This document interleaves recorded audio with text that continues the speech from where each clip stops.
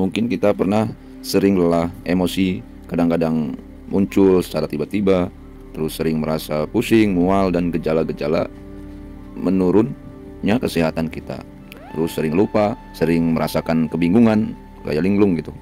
Sering was-was dan rasa ketakutan yang tinggi tanpa sebab takutnya ini. Terus sering berprasangka buruk tanpa alasan terhadap orang lain. Sulit berkonsentrasi, pikiran selalu melayang-layang. Jika kita sedang berbicara dengan orang lain, pikiran kita ini kayak nggak karuan gitu. Orang lain kemana, kita dengerannya kemana gitu.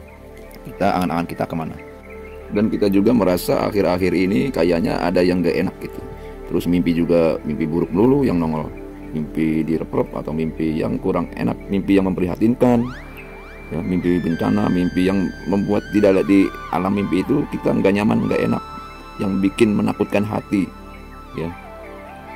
Seandainya Anda atau kalian atau saya sendiri ya mengalami itu semua, berhati-hatilah dengan fisik Anda dan mental Anda serta ruhani Anda. Itu harus waspada.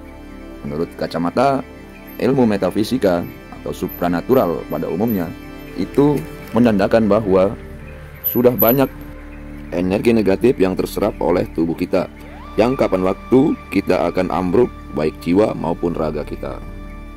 Sebenarnya ada dua kemungkinan energi negatif terserap oleh tubuh kita. Yang pertama yaitu dengan niat kita sendiri, dua dengan ketidaktahuan atau ketidaksengajaan, ya, atau dari luar diri kita atau dari dalam kita sendiri, eksternal dan internal.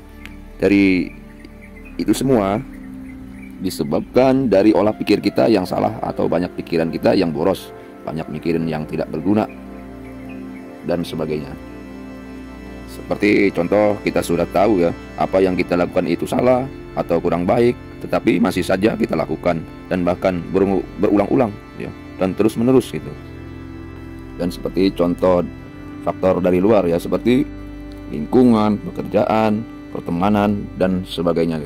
Misalnya kalau lingkungan kita kurang sesuai dengan diri kita, ya kita bagaimana cara nyikapin? Kalau kamu nggak kuat ya pindah. Nah gitu kan, gitu aja. Tapi kalau kamu ikhlas dengan lingkungan seperti itu misalnya, ya insya Allah kamu tidak ada urusan, ya, tidak ada gangguan dengan diri kamu. Makanya hidup dimanapun kita harus ikhlas, apapun lingkungan, yang penting kita bisa menjaga diri kita dari sesuatu hal yang tidak baik gitu ya, untuk hati kita atau untuk hati orang lain. Dan juga faktor pekerjaan, kita tahu pekerjaannya begitu tapi masih kurang ikhlas dengan kerjaan kita. Kalau kita nggak ikhlas dengan kerjaan kita, ya keluar, ya kan, cari yang lebih baik gitu, yang lebih baik daripada yang saya kerjakan sekarang. Tapi kalau kamu masih betah tapi hati kamu kurang tulus, ikhlas menghadapi itu semua, menghadapi atasan, teman atau yang lainnya, masih gelundeng aja hati kamu. Nah ya udah, sabarin aja. Kalau nggak sabar ya mending keluar aja gitu. Nah itu kan enak. Jadi hati ini tidak akan terancam oleh bisikan-bisikan dari luar. Yang penting di mana kerja kita sing ikhlas, terima walaupun gaji sedikit, tapi kita ngelundeng terus ya lebih parah. Walaupun gaji besar kita ikhlas ya lebih enak gitu kan. Jadi walaupun itu semua kita kerjakan dengan ikhlas. Terus teman juga sama, wah teman saya amburadul atau gimana, jangan mikirin teman. Kalau teman kita amburadul ya tinggalin. Dan kalau kita nggak enak sama teman tersebut misalnya kan, ya tetaplah berkawan, tapi jangan gelundeng gitu. Ikhlasin aja punya kawan seperti itu. Karena apapun itu semua itu pemberian dari Allah, ujian untuk kita semua, intinya sih ya. Terus begitu juga kita punya istri atau kita punya suami. Wah suami saya bawel atau istri saya bawel, terus suaminya maki-maki terus atau bininya ngomel-ngomel terus. Nah, kalau bini nggak suka ya tinggalin aja udah, ya kan, gampang. Kalau takut ya sayangin istri kamu, ya kan. Udah dimarah-marahin, dipakai juga, ya itu kan kayak munafik jadinya. Jadi intinya dalam faktor dari luar ini kita harus ikhlas. Dan kedua, hindari negative thinking. Dan keempat, mempunyai keputusan yang tepat dalam menghadapi problem di luar sana. Terus selanjutnya yaitu faktor dari dalam ya, atau faktor dari dirimu sendiri, hatimu sendiri ya. Intinya yang berhubungan diri sendiri dengan Tuhan. Jadi mungkin faktor internal ini menurut saya yang paling ringan tapi paling berat ya. Kenapa ringan? Ringannya tidak diketahui orang lain, beratnya berhubungan dengan Tuhan. Dan ini yang menyebabkan aura negatif yang paling besar, yang aktif, yang selalu menaungi di masalah keruhanian, seperti alam bawah sadar di dalam mimpi ya, yang menjadi nggak enak ya. Jadi ruh-ruh kita ini nanti lemah ya, lunglai, dan akal kita tidak berjalan dengan pas ya, karena berhubungan dengan keilahian. Seperti apa sih contohnya? Ya gampang sih, seperti kita sering berbohong, membohongin orang lain ya, terus mengkentit duit orang lain, mencelakakan orang lain dengan sengaja, atau dengan bahasa tubuh kita gitu.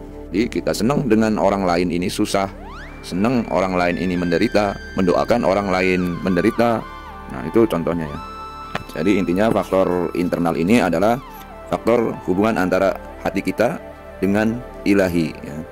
Sudah tahu ini nggak boleh sama Allah, tapi kita masih melanggarnya karena orang lain kan nggak tahu kita hati kita seperti apa. Nah situ ya, dan seterusnya ya. Dan kalau ini semua sudah terjadi, tinggal pilih, terserah Anda mau melanjutkan atau memutuskan menyudahinya ya. Ya paling tidak istirahat dulu dah sebentar gitu ya kan. Daripada nanti menyesal setelah kita berada di rumah sakit ya. Hati-hatilah, bukan menakut-nakuti, itu emang sudah menjadi hukum alam ya.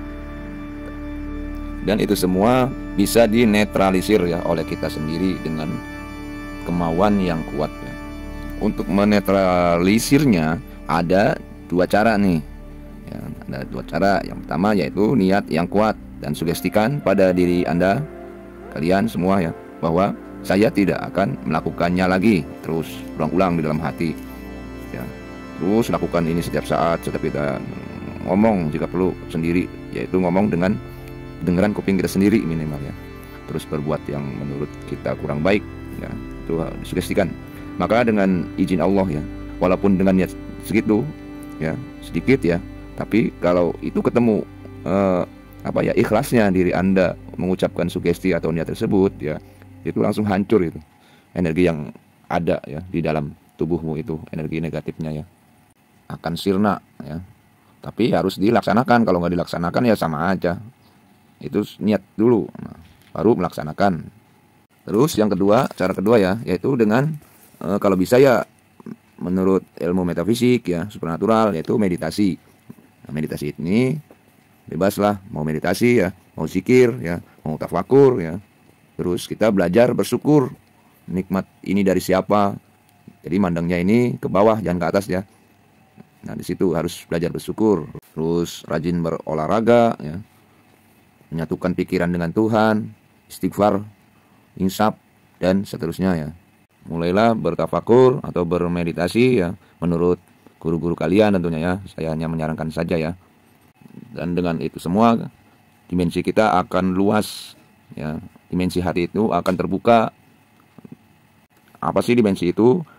Dimensi hati. Nah, dimensi hati adalah seakan-akan kita ini membayangkan orang lain seperti saya. Gimana nih? Dicubit, sakit nggak? Sakit. Ya kan? Ya sama, kita juga sakit kalau dicubit. Kita mau mukul orang, sakit nggak dipukul? Sakit, ya sakit. Terus mau nipu orang, kita kalau tipu gimana? Sakit nggak rasanya? Sakit. Nah nanti dimensi itu akan memperluas dimensi hati kita menuju kolbu, dan kita nantinya akan membentuk sendiri, yaitu bayangan visual, imajinasi dalam pikirannya. Terus akan terus bertambah tuh, dimensi kita meluas ya. Dan nantinya akan terlahir hati yang baru, yaitu sifat Rahman Rahim.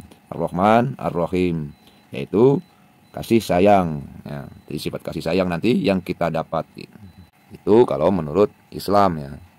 Jadi hati atau sifat Rahman Rahim ini, kalau kita kilas balik sejarah babat tanah Sunda atau Pasundan ya, penyebaran agama Islam ini di Jawa Barat khususnya dibawakan oleh Kian Santang ya, anak dari putra Prabu Siliwangi itu, yaitu bukan dengan syahadat dulu, tapi dengan Bismillahirrahmanirrahim. Nah itu penyebarannya itu dengan Bismillah, bukan dengan syahadatnya. Jadi kenapa Bismillah? Ya dengan sifat Rahman Ar-Rahimnya ini. Jadi sehingga Prabu Kian Santang bisa menguasai seluruh wilayah Pasundan seluruhnya dengan Islam tanpa ada peperangan ya, yaitu dengan sifat welas aslinya dengan Bismillahirrahmanirrahimnya, sehingga menjadi kawasan yang penduduknya beragama Islam atau Muslim. Ya, itu saja yang bisa kami sampaikan pada kesempatan ini, dan kami mohon maaf apabila dalam kata-kata atau pembahasannya ngalor ngidul, harap maklum ya. Akhir kata saya undur diri. Wassalamualaikum warahmatullahi wabarakatuh.